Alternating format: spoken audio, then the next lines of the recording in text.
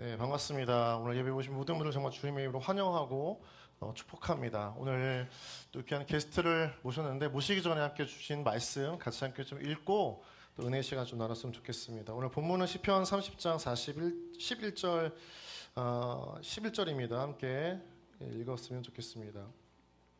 시편 30편 11절 우리 앞에 나와 있는 글씨를 함께 좀 한마음으로 읽었으면 좋겠습니다. 시작. 주께서 나의 슬픔이 변하여 내게 춤이 되게 하시며 나의 베옷을 벗기고 기쁨으로 띠우셨나이다. 아멘. 네, 우리 악마의 병 CRPS 그 고통 속에서 만난 하나님이라고 하는 말씀으로 또 귀한 간증으로 함께 해주실 텐데요. 우리 김소민 작가님 이제 서울에서 부산까지 내려오셨습니다. 우리 앞으로 모실 때 저희를 만나는 첫 설레임과 낯설음이 있겠지만 여러분의 큰 환대와 환영의 박수로 이렇게 맞아주시면 주신 마음의 은혜를 우리 이 자리 가운데에서 넘치도록 나누어 주실 것 같습니다. 우리 작가님 앞으로 모실 때 큰 박수로 다시 한번 환영해 주십시오.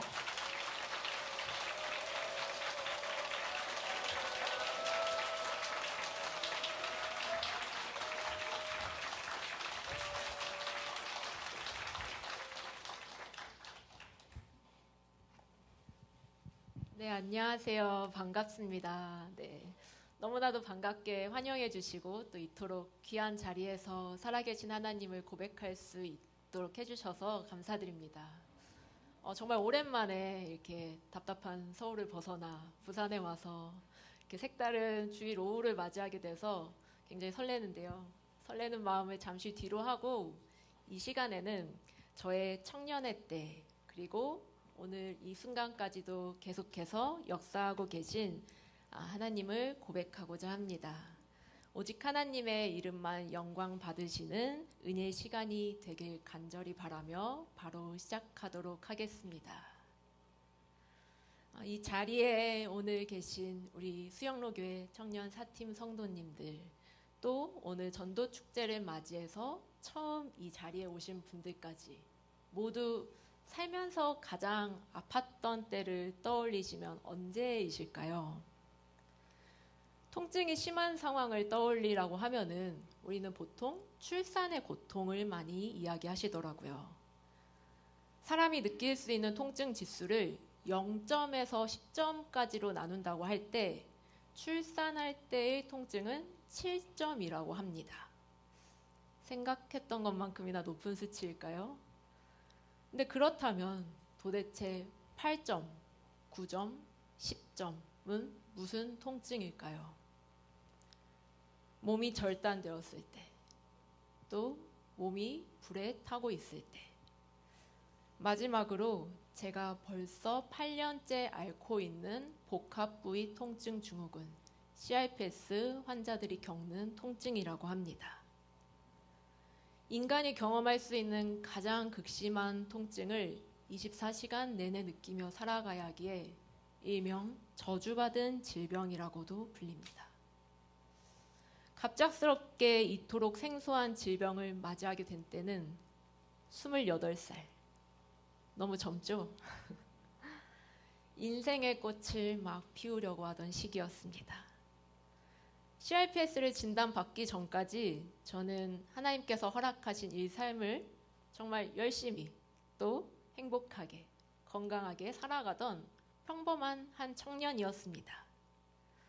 우리 청년부니까 제 MBTI로 저를 좀 쉽게 설명하자면 저는 ESTJ입니다. 이 MBTI 검사를 하면 이 ESTJ 모두 4가지가 8, 90%가 나올 만큼 확신의 ESTJ인데요. 하루는 제 친구가 저한테 자기가 경험한 ESTJ에 대해 말해주겠다고 하더라고요. 그 친구의 말을 빌리자면 너무나도 완벽하고 부지런한데 스스로 잘난 것도 잘 알아서 남의 말은 징하게 안 듣는 성향 이라고 하던데 ESTJ이신 분들 속으로 공감하시나요? 그만큼 원체 타고나기를 무얼 하든지 꼼꼼하고 완벽하게 해내야 성에 차는 성격이라 매사에 후회 없이 최선을 다했습니다. 그런 노력 덕분인지 마치 세상은 저를 위해 존재하는 것만 같았습니다. 또 죄이니까 어때야 되나요? 그렇죠. 계획대로. 그리고 실제로 인생은 제 계획대로 흘러가는 것만 같았습니다. 이런 저를 향해 대학생 시절 교수님은 이렇게 말씀하시기도 했습니다. 나도 소민이처럼 살고 싶다. 노는 것도, 공부도, 친구 관계도, 더 나아가 신앙생활까지 정말 그 어떤 것 하나 소홀히 하지 않으려고 애썼던 저는 항상 남부러울 것 없는 사람이었습니다. 또 제게는 든든한 기도의 후원자인 가족들이 있었습니다. 항상 하나님을 믿는 게 제일이라며 기도해 주신 외할머니부터 매일같이 새벽 예배에 나가 기도로 키워주신 부모님. 사람들은 이런 저희 가족을 향해 하나님의 축복이 넘치는 가정이라고 이야기해 주었습니다. 이 질병이 찾아왔을 때도 그리스도인에게 고난은 축복이라니까. 아, 나도 이 고통을 통해 하나님을 더 깊이 알아나가는 잠깐의 연단 과정이겠구나 싶었습니다. 그러나 이 모든 건 저만의 착각이었습니다. 통증은 오른발에서부터 시작되었는데요. 발을 땅에 딛기라도 하면 발가락이 찢어지는 듯한 통증이 찾아와 미칠 것만 같았습니다. 다리 전부를 사용하지 못하게 되는 건 시간 문제였습니다. 통증이 시작된 지 몇 달 만에 저는 걸음은커녕 발을 아예 땅에 디디지도 못해 목발을 짚고 다녀야만 했습니다. 양말을 신는 것에도 아주 큰 결심이 필요했는데요. 양말을 신으면 양말 천이 발에 닿아서 아팠고, 양말을 신지 않으면 맨발에 바람이 닿아서 아팠습니다. 사람이니 씻어야 하잖아요. 샤워할 때 발에 닿는 물방울은 쇠구슬이 떨어지는 것 마냥 아팠습니다. 물이 닿는 자극을 도저히 참을 수 없어 면도날로 멀쩡한 피부에 상처를 냈습니다. 면도날에 의해 생긴 상처가 물에 닿으면 조금 따가우니까 그나마 CRPS 통증이 분산되는 느낌이었기 때문입니다. 예수님이 십자가에 못 박히셨을 때의 통증과 제가 느끼는 통증을 절대적 수치로만 비교할 경우 못 박힘 정도는 저에게 전혀 심한 통증이 아니었습니다. 차라리 못을 박아주면 더 편할 것 같다는 생각을 수도 없이 하며 매일같이 눈물만 흘렸습니다. 오른발은 불필요한 수준을 넘어서서 제게 통증만 일으키는 폭탄과도 같은 존재가 되어버렸습니다. 하루는 담당 교수님을 붙잡고 정말 울며 불며 사정했습니다. 교수님, 오른발 좀 잘라주세요. 그러자 교수님은 저를 달래며 이렇게 말씀하시더라고요. 내가 오른발을 잘라서 통증이 없어진다면 얼마든지 잘라주고 싶어. 그런데 이 병은 발을 잘라도 환상통이 생겨서 여전히 통증을 느낄 거야. 해줄 수 있는 게 없어서 미안해. 더 큰 문제는 이렇게 24시간 내내 있는 지속통보다 갑자기 훨씬 강력한 통증이 찾아오는 돌발통이었습니다. 하루에도 몇 번씩, 짧게는 30분에서 1시간, 길게는 몰핀 주사를 맞기 전까지 사라지지 않는 돌발통을 겪고 나면 정말 온몸에 진이 다 빠졌습니다. CRPS 통증은 워낙 극심해서 호흡곤란을 일으켜 쇼크사할 가능성이 있다고 합니다. 호흡곤란이 심해지기 전에 핸드폰에 119, 이 3개의 버튼을 눌러서 응급실에 실려가면 다행이고, 차마 이 3개의 버튼을 다 누르지 못하면 저는 혼자 몸부림치다 결국 기절했습니다. 우리나라에서 처방 가능한 마약성 진통제를 종류별로 모조리 사용했습니다. 결국 어느새 하루에 먹어야 하는 알약의 개수는 100개를 넘어섰습니다. 해가 지면 통증이 더 심해지더라고요. 약을 아무리 먹어도 밤에 잠을 자는 것은 불가능에 가까웠습니다. 잠을 자기 위해 온갖 약을 몸에 때려 부으면 잠깐 몇 초간 약에 취해 잠에 들었어요. 그러다 또다시 통증에 놀라 깼습니다. 근데 그 짧은 사이에도 통증이 얼마나 심했으면 얼굴이 눈물 범벅이 되어 있었습니다. 이런 식으로 자는 것조차 불가능한 날에는 새벽에 응급실로 실려가는 일상이 몇 년째 반복되었습니다. 문제는 이게 끝이 아니더라고요. 통증이 전이되기 시작했습니다. 오른발에서부터 시작했는데 하루는 오른쪽 상체, 그 다음 날은 왼쪽 상체, 또 그 다음 날은 머리와 얼굴 부분, 또 그 다음 날은 왼쪽 다리까지. 결국 왼쪽 허벅지 앞부분을 제외한 전신의 통증이 전이되었습니다. 발을 사용하지 못했는데 이제는 손까지 사용하지 못하게 되었습니다. 밥을 먹기 위해 수저를 집으면 그것 또한 통증이었습니다. 머리 부분의 통증은 최악이었는데요. 눈을 깜빡일 때마다 통증이 느껴졌습니다. 음식물을 씹거나 말을 하려고 입을 움직이면 이것 또한 통증이었습니다. 아무것도 하지 않더라도 제가 살기 위해 약은 먹어야 되잖아요. 약을 먹기 위해 손을 움직이고 물을 마시는 그 일련의 과정 자체가 저에게는 지옥처럼 느껴졌습니다. 그때는 살아 숨쉬고 있는 제 존재 자체가 정말 싫었습니다.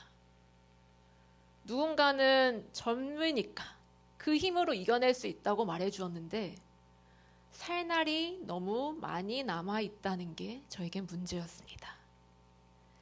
결국 저는 아프기 시작한 지 2년이 채 되지 않아 몸에 척수자극기라는 기계를 삽입하게 되었습니다. 교수님은 저의 상태를 보자마자 물어보시더라고요. 매일 죽고 싶지 않아? 전 대답했죠. 네, 교수님, 너무나도요. 정말 도저히 살 수가 없어요. 교수님은 CRPS 환자 중에서도 제가 유독 심한 증상을 가지고 있다고 말씀해 주셨습니다. 사실 그 당시에 저는 수술이 하나도 무섭지 않았습니다. 왜 수술이 안 무서울까요? 오히려 수술을 여러 차례 그리고 긴 시간 받을수록 저는 기뻤습니다. 전신 마취를 한 그 시간만큼은 통증을 느끼지 않아도 시간이 흘러가 있더라고요. 수술 후 마취에서 깨어난 그 순간에도 살을 절개하고 척추뼈를 부숴 그 자극기를 넣은 통증 부위보다 CRPS 통증이 훨씬 더 아팠습니다. 긍정적인 생각만을 하려고 애썼지만 병실 침대에서 꼼짝하지 못하고 누워만 있어야 하는 현실이 점차 괴로워졌습니다. 왜 맨날 나는 버텨야만 되는 건지 서럽더라고요. 그래도 내가 믿는 하나님은 전지전능하시고 또 나를 언제나 최고의 길로 선하게 이끌어 가시는 분이니까 그래, 나는 아직 그 뜻을 다 알지 못할 것뿐이야 라고 스스로를 계속해서 다독여 나가는 것밖에 할 수 없었습니다. 그런데 인간은 참 나약하더라고요. 하나님께서 나를 누구보다 사랑하신다는 사실을 모태에서부터 알고 평생 지내오면서 경험하면서 자라온 저지만 아픔 앞에서 결국 하나님의 마음을 왜곡하기 시작했습니다. 하나님은 제 잘못을 따져 물으시고 그 크기대로 대가를 치르게 하시는 분이 아님을 머리로는 너무나도 잘 알고 있었습니다. 그런데 계속해서 말도 안 되는 이 상황들 앞에서 저는 지푸라기라도 붙잡는 심정으로 잘못했던 것들을 되짚어 나가며 회개했습니다. 내가 20대 초반에 너무 방탕하게 살아서일까? 아니면 하나님 뜻에 순종하지 않고 내 계획대로, 내 의지대로 내 삶의 주관자가 나라고 생각하고 생활해서일까? 차라리 제가 지은 죄가 너무 커서 그 죄에 대한 형벌을 받고 있다고 생각하는 것이 신앙을 지킬 수 있는 방법이었습니다. 지금 저에게 일어난 일이 하나님의 계획이라면 저는 하나님을 더 이상 선하신 하나님으로 고백할 수 없었습니다. 하나님이 선하신 분이라면, 정말 그분이 나의 아버지라면 저에게 CRPS 환자로서의 삶을 살아가게 할 수는 없는 것이었습니다. 아프기 전 성경에서 제일 읽기 싫었던 부분은 욥기였습니다. 그런데 투병 중 욥기를 읽으면서 내가 글을 잘 썼다면 정말 이렇게 썼겠다 싶을 만큼 제 심정이 고스란히 담겨 있더라고요. 욥기 7장 15절. 내 마음이 뼈를 깎는 고통을 겪느니 차라리 숨이 막히는 것과 죽는 것을 택하리이다. 저의 심정과 너무나도 동일했습니다.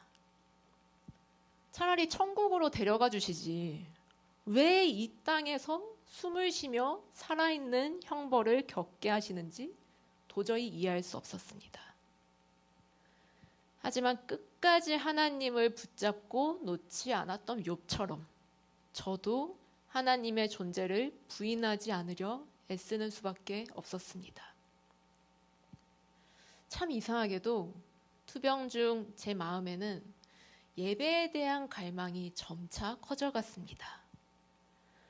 집안에서의 거동조차 힘들었거든요.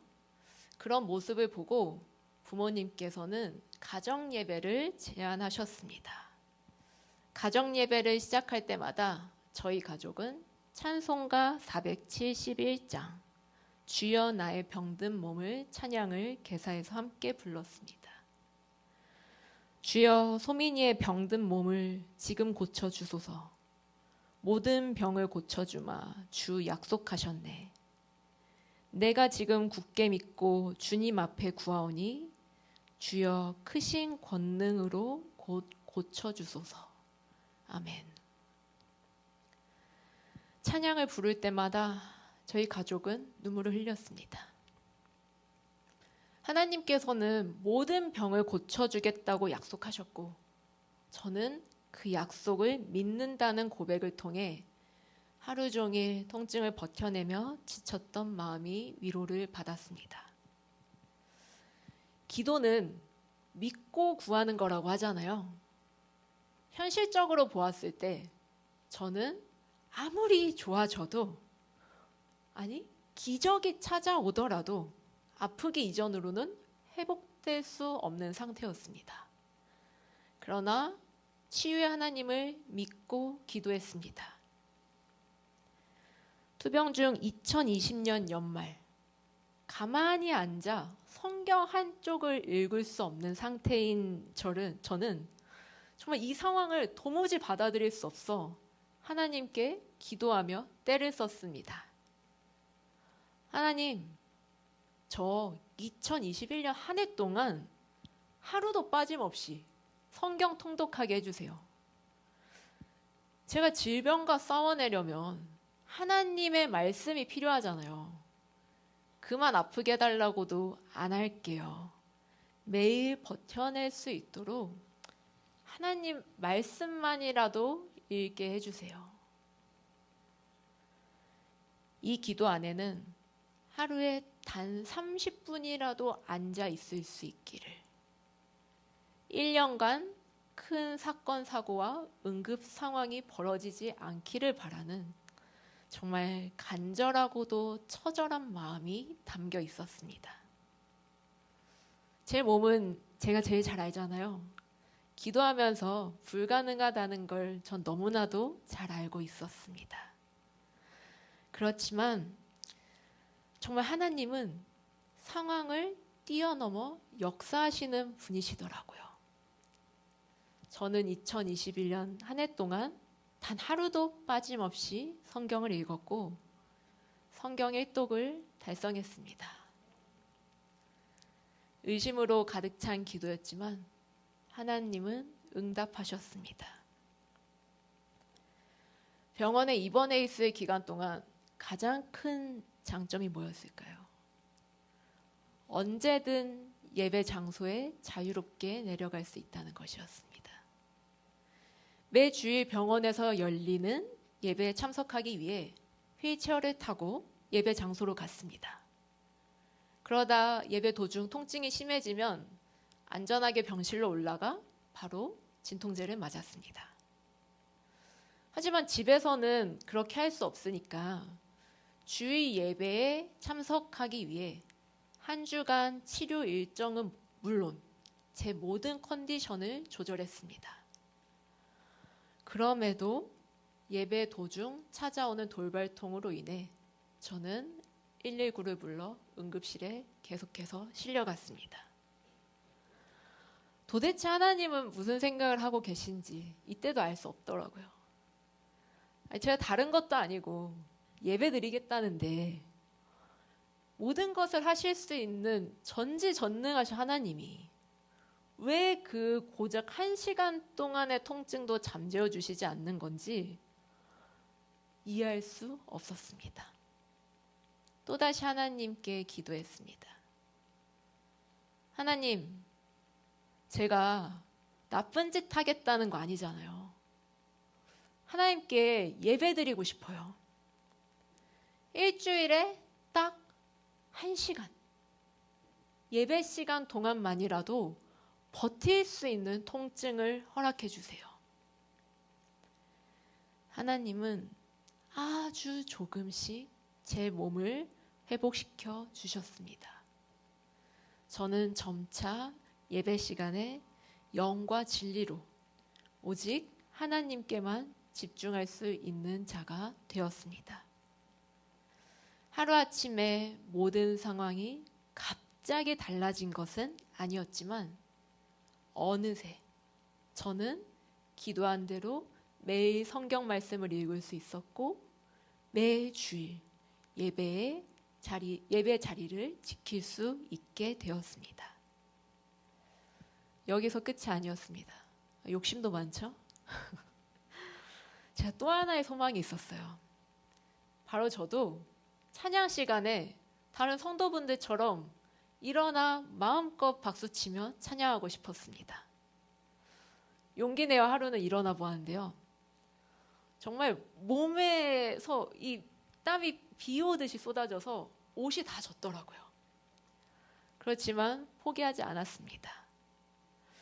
이 CRPS 질병 특성상 박수를 치면 이 박수가 진동이 돼서 몸의 통증이 증가되거든요. 근데 하나님을 자유롭게 찬양하고 싶은 그 간절한 마음이 더 크더라고요.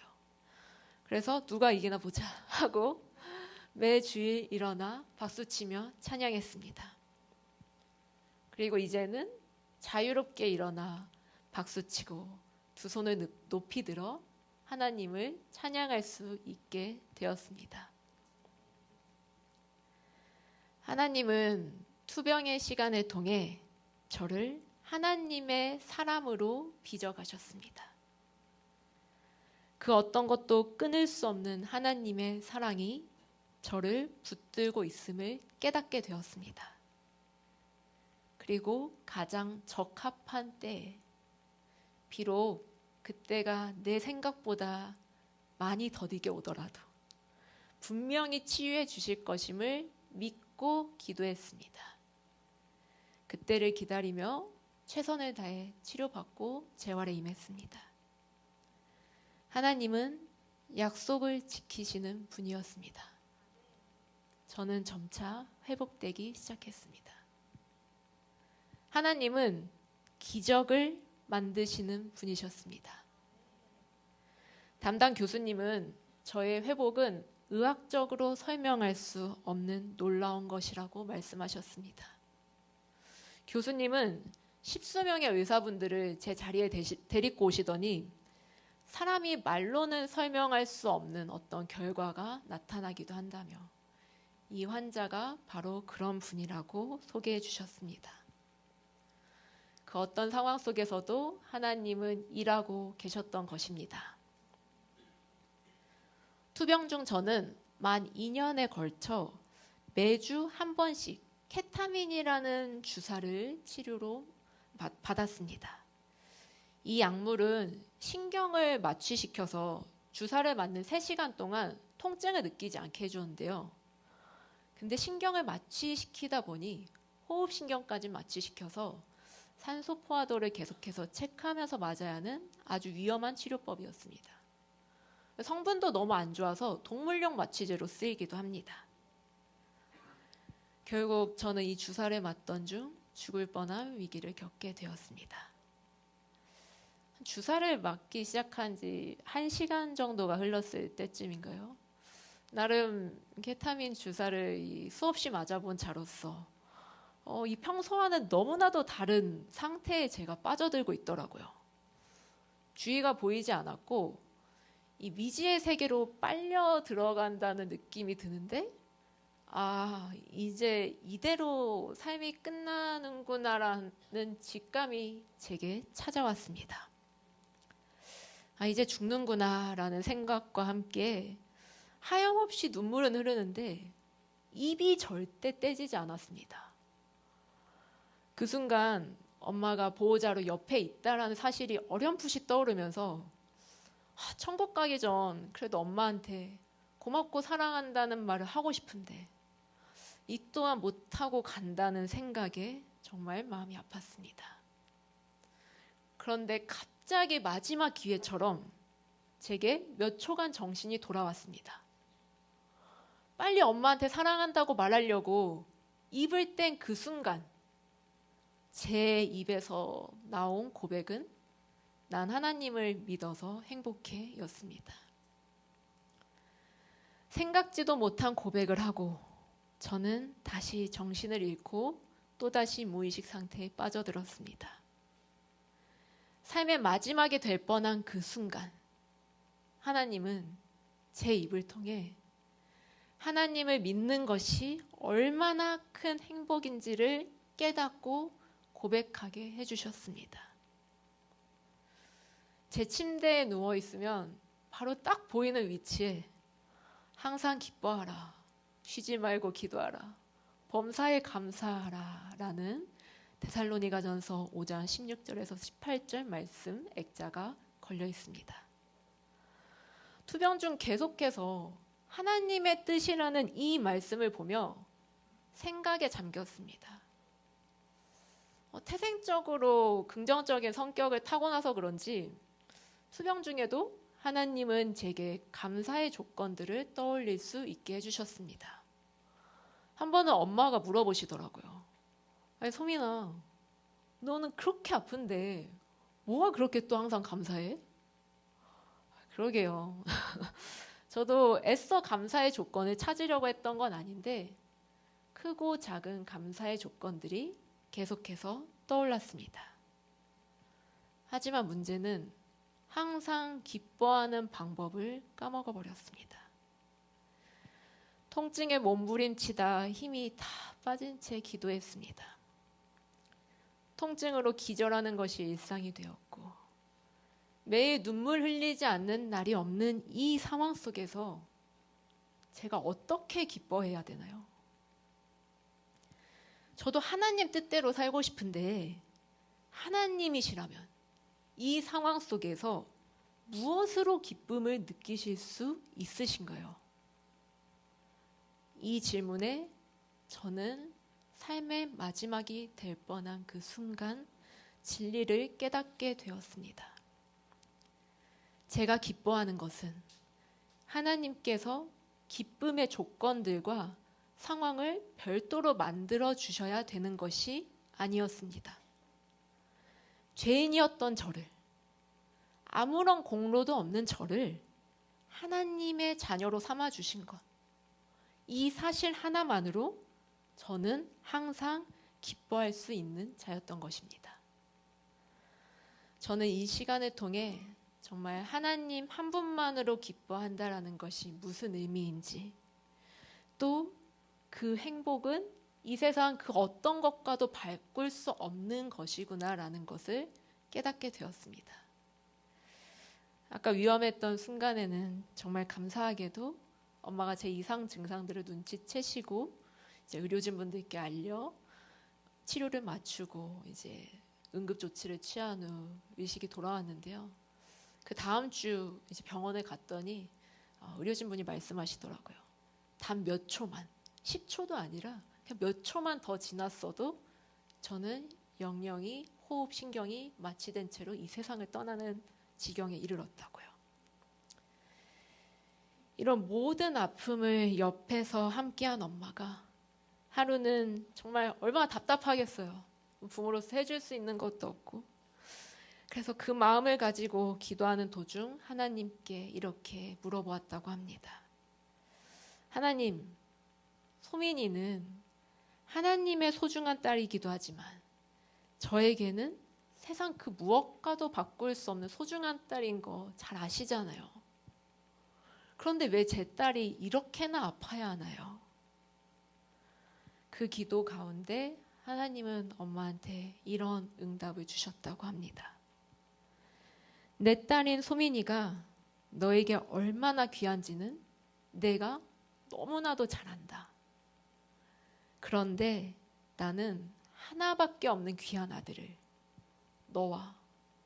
너가 그토록 소중하게 여기는 너의 딸 소민이를 위해 십자가에 못 박혀 죽게 할 만큼 너희를 사랑한다는 사실을 잊지 말아다오. 그 말 한마디에 저희 엄마는 더 이상 제가 아픈 것 가지고 하나님 앞에서 투정을 부리거나 원망할 수 없었다고 합니다. 이처럼 하나님의 사랑은 우리가 그저 주님 감사합니다 라는 이 고백 하나에 담을 수 없을 만큼 놀랍고 위대한 것이었습니다. 이 세상을 살면서 때로는 하나님의 사랑이 느껴지지 않을 만큼 우리가 힘든 상황에 처해 있을 때도 있을 것입니다. 그러나 하나님은 이미 우리에게 구원이라는 그 어떤 것과도 비교할 수 없는 선물을 주셔서 하나님의 자녀로 영생을 살아갈 수 있게 특권을 주셨다는 사실을 잊지 않으셨으면 좋겠습니다. 이 시간 이 자리에 처음 나와 하나님이란 분 자체를 잘 모르시는 분들 또한 계실 거라고 생각합니다. 내 눈으로 직접 보고 또 시간을 들여 관계를 맺어도 신뢰하기 어려운 이 세상에서 눈으로 보지도 못한 존재를 나의 아버지라 고백하며 따르는 사람들이 이상하게 느껴질 수도 있습니다. 너무나도 당연합니다. 모태에서부터 그리스도인으로 자라온 저조차도 하나님을 믿는 사람들이 때로는 이질적으로 느껴질 때가 있었습니다. 잘 돼도 하나님 덕분, 못 돼도 하나님의 계획이라고 말하는 그리스도인을 보면서 제가 아까 MBTI 뭐라고 했죠? 네, 이 맞습니다. 강력한 T의 성향 때문인지 아니 못 되면 본인의 노력이 부족한 거고 잘 되면 자기가 열심히 한 거지 뭘 매사에 하나님을 끌어들여서 이야기를 하는지 이해가 안 되기도 했습니다. 이렇게나 의심 많고 제 자신이 똑똑하다고 생각하며 오만방자하게 살았던 저를 하나님은 내가 여기 있다고 이제 그만 나를 좀 쳐다봐 달라고 내 존재를 좀 믿어달라고 계속해서 소리치고 계셨습니다. 그리고 저는 확신합니다. 제가 만난 하나님의 이야기가 오늘 이 자리에 처음 오신 또 다른 누군가의 고백으로 이어질 것임을요. 이게 믿어지지 않을 때는 소리내어 하나님께 한번 기도해 보세요. 이 기도가 거창하지 않거든요. 하나님께 이야기하는 거예요. 하나님, 저기 저 앞에 있는 애가 죽을 뻔한 시간을 통해 하나님을 만났고 하나님을 만나면 진짜 그것보다 더 큰 기쁨이 없다고 하는데 저도 살면서 그 기쁨을 좀 누려보고 싶어요.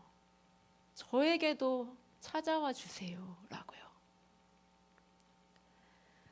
통증이 시작된 지 8년째인 현재, 저는 제 무거운 짐을 함께 지고 기도해 주신 수많은 동역자분들 덕분에 믿기 어려울 만큼 상태가 호전되었습니다. 신발을 신고 걸을 수 있기만 해도 정말 바랄 것이 없다고 생각했거든요. 근데 지금은 신을 수 있는 신발이 4켤레나 되었습니다. 또 신호등의 보행 신호가 그렇게 짧을 수가 없더라고요. 그런데 이제는 초록색 신호가 얼마 남지 않았을 때면 뛰어서 여유롭게 건널 수 있게 되었습니다.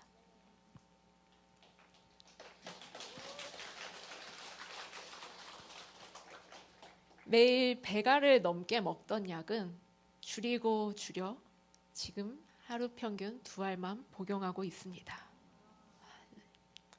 지난 몇 년간 일주일에 적게는 3번 아니면 매일같이 몰핀 주사를 맞았습니다.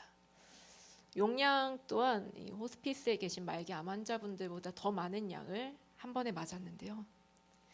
하지만 더 이상 마약류 주사를 맞지 않습니다.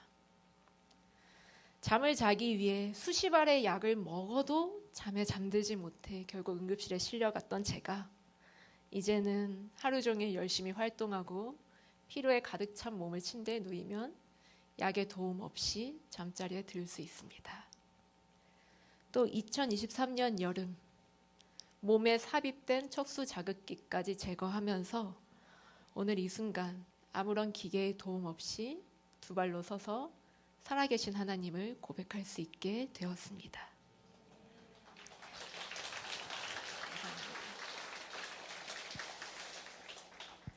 이렇게 다시금 일상생활을 하는 저를 보면 많은 분들이 꼭 하시는 질문이 있는데요.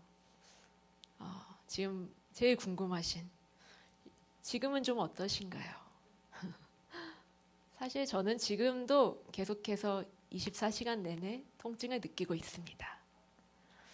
이 통증이 심해지면 때로는 식은땀이 줄줄 흐르기도 합니다. 이뿐 아니라 신경계가 이미 통증을 각인했기 때문에 언제 증상이 악화될지 모릅니다. 그렇게 평생 제 몸을 관리하면서 지내야 하는 상황에 놓여 있습니다. 이렇게 아무리 조심해도 한 번씩 몸이 악화되는 때가 찾아오면 저는 시편 37편 24절 그는 넘어지나 아주 엎드러지지 아니함은 여호와께서 그의 손으로 붙드심이로다 말씀을 붙잡습니다. 내 삶이 아무리 무너지고 넘어질지라도 저는 여전히 보냄받은 이 땅에서 삶을 살아내고 있고 또 나의 아버지는 하나님이라는 그 사실은 변치 않습니다.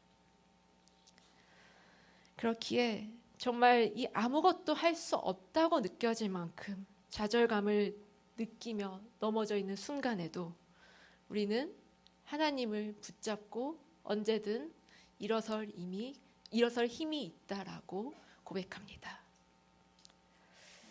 통증 때문에 아직까지 못하는 것들도 사실 저에겐 많이 남아있는데요.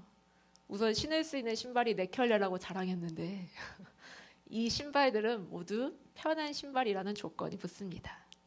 이마저도 통증에 따라 신지 못할 때가 있습니다.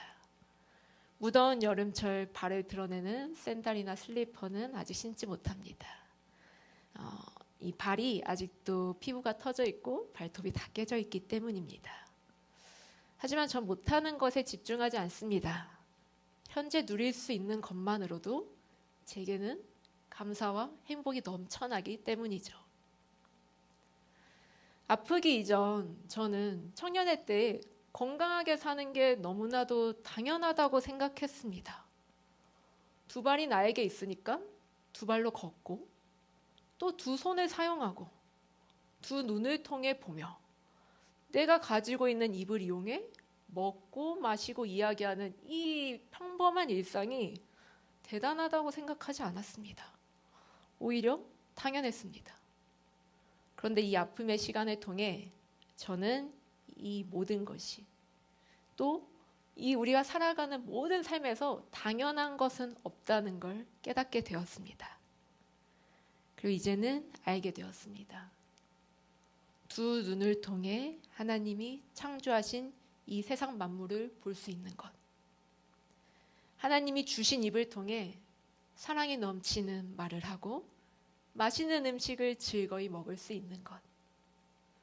두 손을 가지고 성경책을 직접 넘기며 말씀을 읽을 수 있는 것. 두 발로 서서 하나님을 찬양할 수 있는 것. 이 모든 것은 하나님의 아주 세밀하고도 놀라운 은혜 없이는 불가능하다는 것을 알게 되었습니다. 사실 이 병을 투병하면서 육체적인 고통도 힘들었지만 제일 힘든 것 중 한 가지는 왜 하필 수많은 질병 중에서도 저주받은 질병이라고 불리는 이 병에 걸렸을까라는 생각이었습니다. 기독교인에게 저주라는 표현이 저에게는 하나님의 영광을 가리는 오점이 되어버린 것만 같았습니다. 아프기 이전 저희 가족을 향해 하나님의 축복이 넘치는 가정이라고 이야기해 줬던 분들은 이제 안쓰러운 마음을 가지며 이야기해 줬습니다. 왜 소민이네처럼 하나님 열심히 믿고 선하게 사는 사람들이 저렇게 돼버렸냐고. 그들의 시선과 함께 저는 더 이상 하나님께 영광 돌리는 삶을 살 수 없을 거라는 생각에 마음이 굉장히 침울해졌습니다. 그런데 하나님의 이름이 높임 받으시는 순간은 제가 생각했던 것과는 달랐습니다. 제 주위에 정말 절대 하나님을 믿지 않을 것 같던 지인들이 있었습니다. 그런데 투병 중 제 모습을 보고 이렇게 이야기해 주더라고요.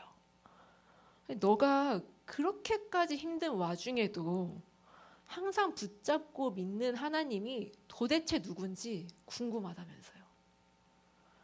이제는 그들이 예배의 자리에 나오고 더 나아가 본인들의 가족들까지 전도하는 모습을 보여주고 있습니다. 아프기 이전에도 제가 전도하지 못했던 자들을 오히려 아픔을 통해 하나님을 믿는 그 모습을 보며 이게 하나님의 이름만 높임 받으시는 상황이구나. 하나님은 어떤 상황에서도 일하고 계시는구나를 깨닫게 되었습니다. 제가 하나님을 놓지 않고 붙잡고 견디며 다시 일상을 되찾을 수 있게 된 이유는 너무나 간단합니다. 저는 하나님의 자녀이기 때문입니다. 그 어떤 상황 속에서도 내가 여기 있는데 너의 모든 걸 의지하고 나한테 그만 좀 기대어주면 안 되겠니? 라고 말씀하시는 하나님 아버지를 외면할 수 없었습니다. 투병 중 우리나라의 명의라고 알려지신 모든 교수님들을 찾아갔습니다. 그 교수님들은 저에게 하나같이 해줄 수 있는 게 없다고 미안해하셨습니다. 계속해서 현실의 한계에 부딪혀 삶을 포기하는 것만이 정답이라고 생각할 수밖에 없는 상황이 펼쳐졌습니다. 그러나 저는 모든 일을 선하게 이끌어 가시는 살아계신 하나님을 믿고 기도했습니다. 제가 기도할 힘조차 남아있지 않을 때면 하나님께서 보내주신 기도의 동역자들이 저를 위해 함께 기도해 주셨습니다. 저는 제가 몸이 좋아져서 또 이 땅에서 기적을 맛보아 살만해졌기 때문에 하나님을 살아계신 분이라고 고백하는 것이 아닙니다. 저는 아직도 에스겔 16장 6절에 너는 피투성이라도 살아있으라는 말씀을 붙잡고 이 땅에서 하루하루 살아내고 있습니다. 계속해서 물과 불 가운데를 지나고 있지만 저의 통증이 이제는 기쁨의 십자가로 여기고 있습니다. 모든 삶이 평온하고 아무런 염려가 없을 때도 반대로 모든 삶이 망가지고 아무런 희망이 보이지 않을 때도 선하신 하나님이 저의 삶을 이끌어 가고 계심을 확신합니다. 그리고 무엇보다 가장 분명한 것은 하나님께서 나와 그리고 우리와 매 순간 함께 동행하시고 있다는 것. 그리고 그분은 우리를 너무나도 사랑하시는 하나님 아버지라는 것입니다. 긴 시간 정말 너무나도 잘 들어주셔서 감사드리며 제가 짧게 기도하고 이 시간을 마쳐보겠습니다. 사랑이 많으신 하나님 아버지, 그 어떤 상황 속에서도 결국에는 감사의 고백밖에 할 수 없도록 우리의 삶을 주관하여 주심에 감사드립니다. 하나님께서 나와 함께 하신다는 그 사실 하나만으로 감격하여 기쁨으로 살아나가는 주의 자녀들이 되길 원합니다. 이 자리에 있는 우리 모두가 구원의 확신을 가지고 우리 삶의 이야기가 모두 하나의 간증이 되길 소망하며 살아계신 예수님의 이름으로 기도드립니다. 아멘.